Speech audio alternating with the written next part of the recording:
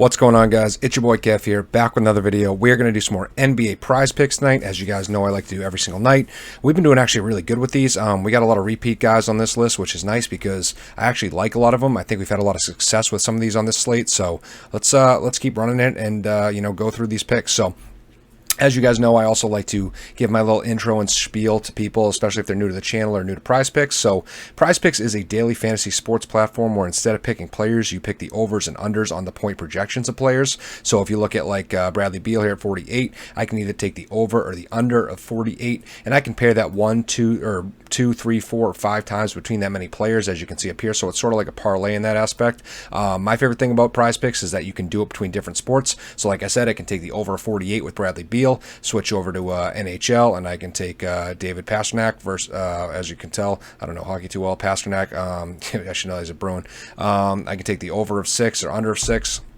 Or Marchand, there's a familiar face, over under, and I can again pair that back with basketball, switch back and forth. But yeah, so it's pretty cool that you can do that. If you do sign up, please use code DGF. It really helps us out, really supports the channel. And I think they're still running a promo where you will get 100% match up to your first into your first deposit, so whatever it is, up to $100. So if you put $100 in, you'll get 100% match of that. So it's free money, guys, and you get up to $100 free. So why not?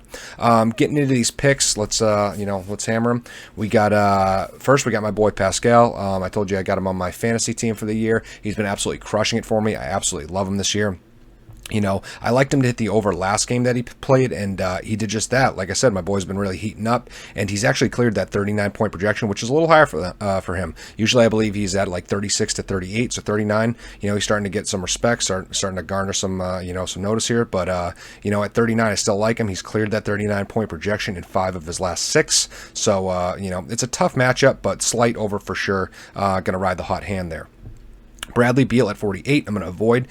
Bradley Beal's projection has expectedly dropped, 4 points since last game. I thought it was way too high. And the irony is he actually cleared his projection last game, but still, he has been under so many more times than not. So, that's why they dropped him 4 points. I think he was at 52 before.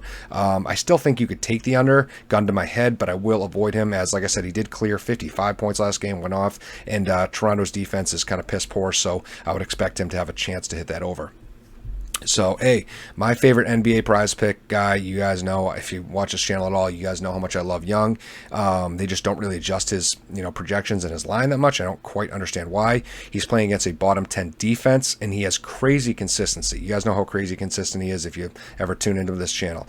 He's cleared 46 points in 8 of his last 9 games, and I think it's close to like 9 out of 10, except for the fact like the one game he missed was like literally by like point something. So he's absolutely crazy consistent of hitting that over. So I'm just going to keep riding that hot hand, and I take over more times than not, and he's been, winning us a lot of cash this year in NBA prize picks.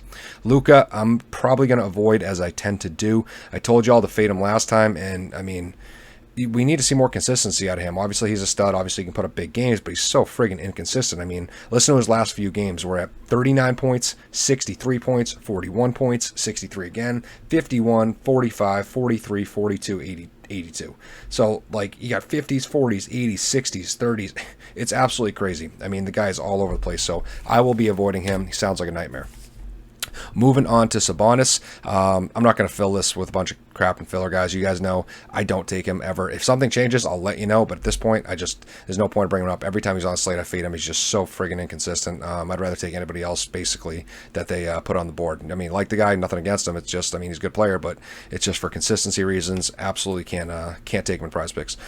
James Harden, we saw him for the first time, I believe, all year on the prize picks slate last night. I said to take the over. I like the fact KD was out. I like the fact that Kyrie was banged up. I like the matchup, and I said to take the over. He cruised past it. So again, we were looking pretty hot last night. I'm going to run it back. He's facing a bottom 8 defense. I think he clears it again, and KD's still out. Kyrie seems to be, pretty healthy and fine. But yeah, I'm doubling up on Harden right here, and I actually I like the over him a lot again. Gordon Hayward. Gordon Hayward is just becoming essentially a meme at this point for my prize picks videos. I mean, he is staring at me what feels like every single game, every single slate. We're just looking at him. He's always got a stupid little 38-point projection. He's just there. Sometimes I take him, sometimes I don't. Sometimes he does well for me. Sometimes he burns me. It's just so more times than not, I tend to fade him. I'm probably going to fade him. You know, this is one of those times. He's facing the #1 defense in the NBA in Memphis against small forwards. So I'm definitely going to avoid him this slate, and you know, maybe take a little break. If they keep giving me like easy layups like Young and you know, Pascal's looking pretty good. I like Harden again, as long as he keeps doing his thing and he keeps ending up on the slate. There's no need to take Gordon. Moving on to Ja. I mean, Ja is another one I told you to take the under on last time, and paid out dividends for us. So absolutely hype about that. Gonna go with it again. We cashed for them last time. Run it back again. We're gonna go under. We're seeing a lot of repeats on this list, like I told you, but they've been good to us.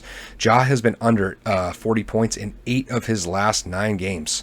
And I think he's on like a 6 streak of that too, or something like that, like 6 in a row. So absolutely, just these are crazy consistencies. Like I said, 70% is my mark. That's obviously way over 70%. So I think that is absolutely live, and I will be taking the under on Ja. That's it, guys. You know, I like to give you guys like quick 8. They're going to drop 1,000 more by the time lock tomorrow, but I give you guys a good jumping off point. There's a lot of good ones to jump off with on this slate. We got my boy Young. You know, I'm starting to love Harden here. I like my boy Pascal, and ja is not doing too bad either. So I think that's going to wrap it up. So yeah, let's just reiterate real quick. Ja going under, Gordon not touching, James going over, Sabonis not touching, Luka not touching, I believe. Young, I will be hammering the over. Beal, I'm going to avoid, and then Pascal, I'm going to hit the over again. So that will do it.